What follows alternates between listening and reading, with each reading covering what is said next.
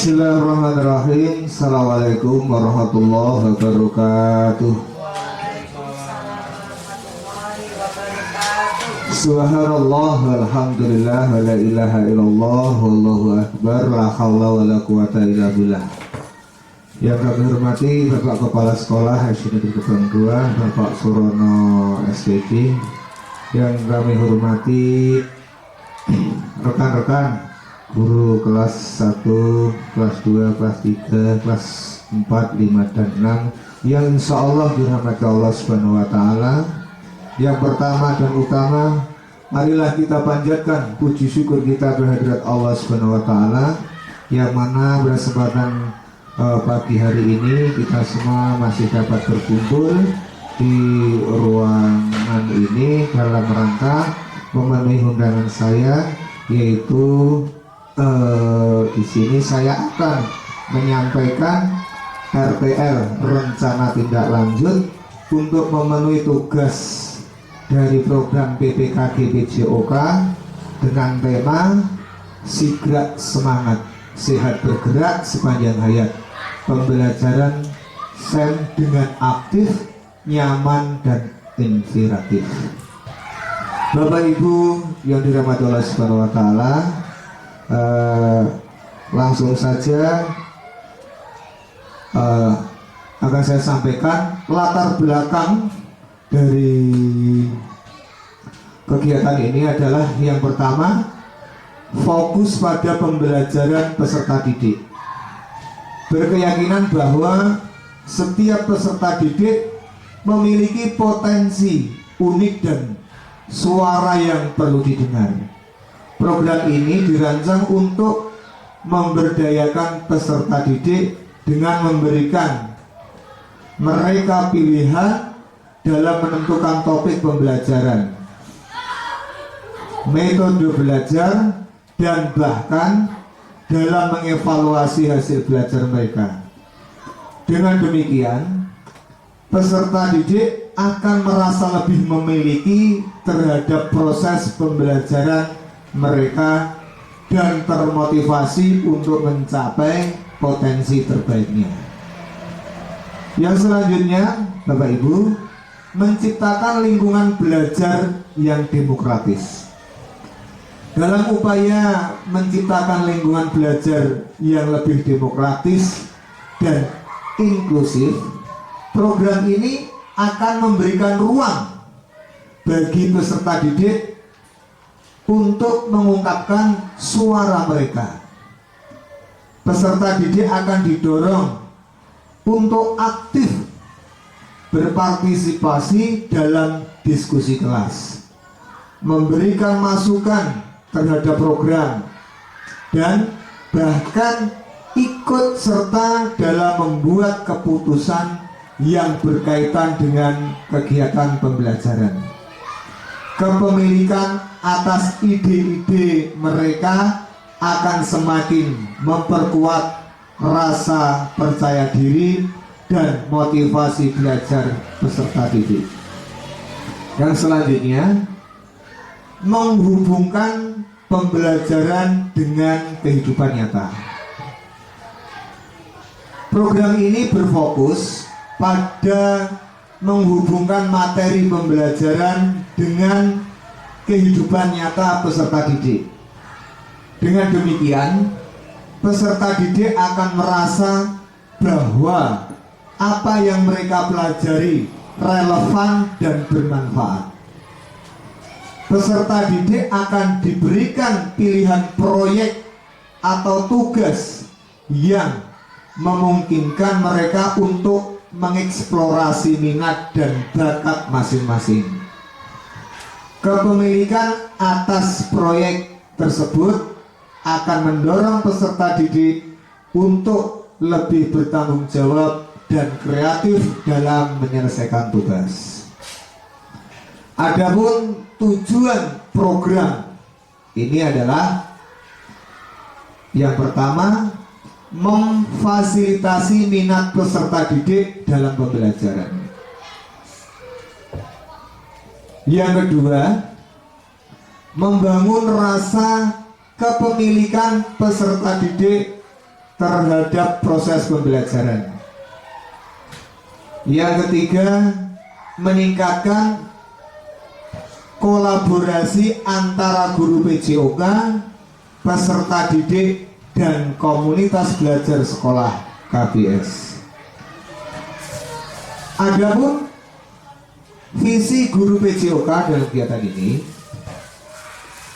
yaitu menciptakan pendekatan pembelajaran yang lebih humanis, di mana siswa bukan hanya penerima pasif informasi, tetapi juga sebagai pelaku aktif dalam proses pembelajaran mereka sendiri. Ya, lanjut selanjutnya. Adapun capaian langkah-langkah dan hasil yang diharapkan untuk tiap tujuan. Capaian yang pertama, siswa aktif terlibat dalam semua aspek program. Langkah aksi, libatkan siswa dalam membuat jadwal latihan, memilih jenis olahraga, dan menentukan aturan permainan. Berikan kesempatan kepada siswa untuk mengambil peran sebagai pelatih, wasit, atau manajer tim. Indikator ketercapaian, presentasi siswa yang aktif berpartisipasi dalam perencanaan, pelaksanaan, dan evaluasi program mencapai 80%. Capaian yang kedua, siswa mengembangkan keterampilan motorik, kognitif, dan sosial.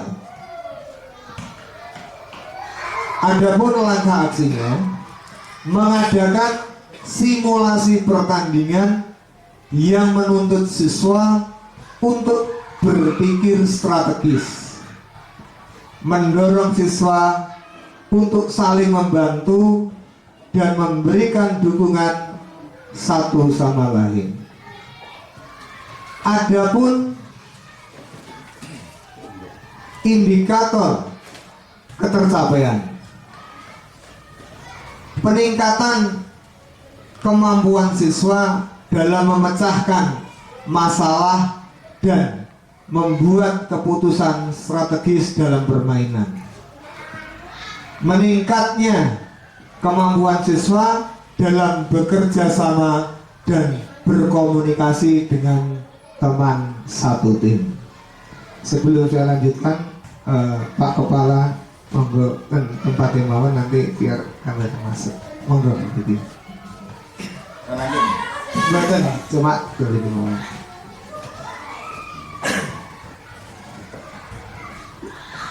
Adapun struktur, saya lanjutkan. Adapun struktur program dan mitra dalam komunitas belajar.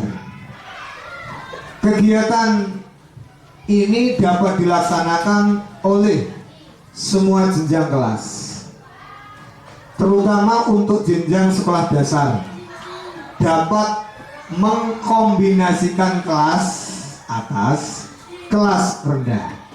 Memang yang akan terlibat penuh adalah kegiatan kelas 4, 5, dan 6. Tetapi program ini berkelanjutan, maka dianggap perlu melibatkan kelas bawah. Minimal kelas bawah mendapatkan pengalaman dari melihat kakak kelasnya memimpin kegiatan, berkolaborasi, juga aktif bergerak untuk memperkuat kemampuan gerak dasar fundamental movement.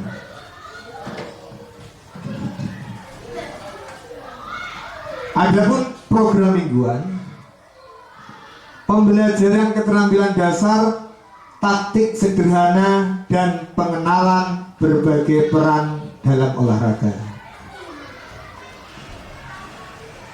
Yang kedua, program bulanan, pengembangan strategi tim, peningkatan kebugaran, dan pengenalan konsep olahraga yang lebih kompleks. Program semesteran mendalami satu cabang olahraga tertentu dan persiapan untuk kompetisi.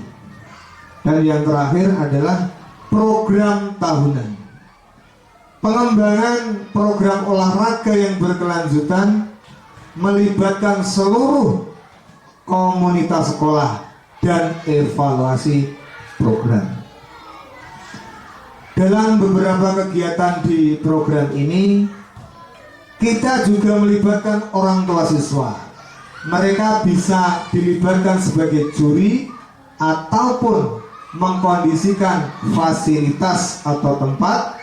Beberapa mitra lainnya yang dapat dilibatkan yaitu kepala sekolah, rekan sejawat, dan masyarakat. Selanjutnya yaitu kapasitas yang dimiliki.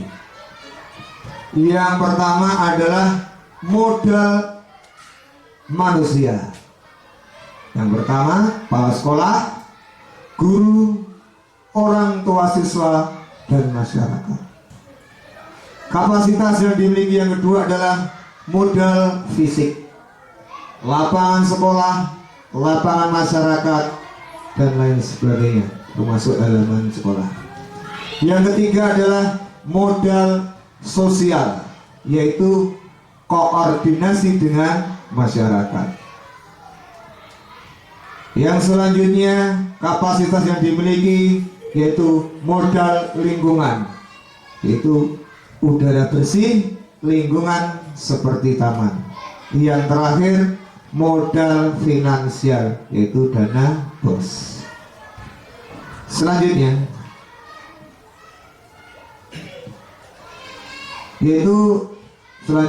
rencana evaluasi. Yang pertama, evaluasi secara menyeluruh dilaksanakan pada setiap semester atau akhir tahun pelajaran. Apa yang sudah baik dan apa yang harus ditingkatkan melihat dari umpan balik siswa dan orang tua siswa. Rencana evaluasi yang kedua, pengumpulan data berupa wawancara, survei, dan refleksi siswa. Rencana evaluasi yang terakhir, yang ketiga, yaitu untuk menggali pemahaman mereka tentang materi, perubahan sikap, dan pengalaman selama mengikuti program. Next. Adapun kemungkinan tantangan, yaitu cuaca. Saat terjadi cuaca buruk, hujan, panas terik, kegiatan dapat ditunda untuk yang dilaksanakan rutin mingguan bisa dipindah hari lain atau bisa dilanjut pada minggu selanjutnya. Begitu juga dengan yang semesteran ataupun tahunan.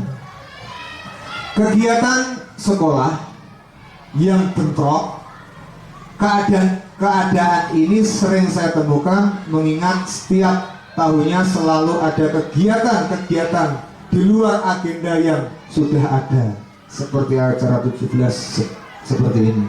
Sehingga dalam keadaan ini kita lihat mana yang lebih penting. Yang terakhir, perbedaan minat dan kemampuan siswa. Tidak semua siswa memiliki minat yang sama terhadap olahraga atau memiliki kemampuan fisik yang sama. Ya, terakhir terima kasih.